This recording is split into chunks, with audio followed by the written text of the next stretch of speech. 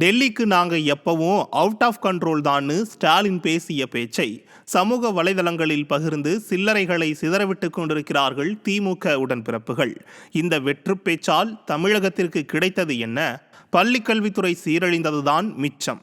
திருவள்ளூர் மாவட்டம் கடந்த ஆண்டுகளாக பொதுத் தேர்வு தேர்ச்சி விகிதத்தில் தொடர் சரிவுகளை சந்தித்து வருகிறது. அந்த பள்ளிகளை மேம்படுத்த தேவையான நிதியை ஸ்டாலினால் கேட்டு பெற முடியவில்லை.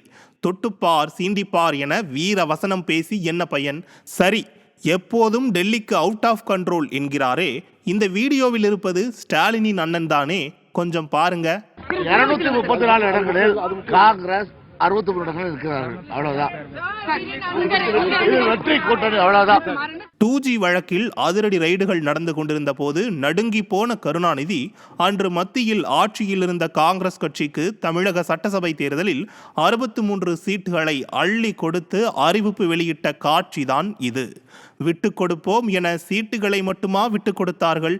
கச்சத்தீவு முதல் மீத்தேன் திட்டம் வரை தமிழக நலனை அடகு வைத்தவர்கள் அவுட் ஆஃப் கண்ட்ரோல் என பேசுவது கண்ட்ரோல் செய்ய முடியாத அளவிற்கு சிரிப்பை ஏற்படுத்தும் காமெடி.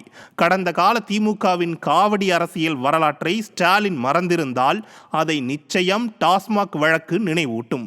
தம்பிகள் வாய் திறந்து சிக்க வேண்டியவர்கள் சிக்கும் போது மறந்ததையெல்லாம் நினைவு கொண்டு காவடி எடுத்து ஆடுவதை தமிழகம் பார்க்கத்தான் போகிறது என்கிறார்கள் மக்கள்.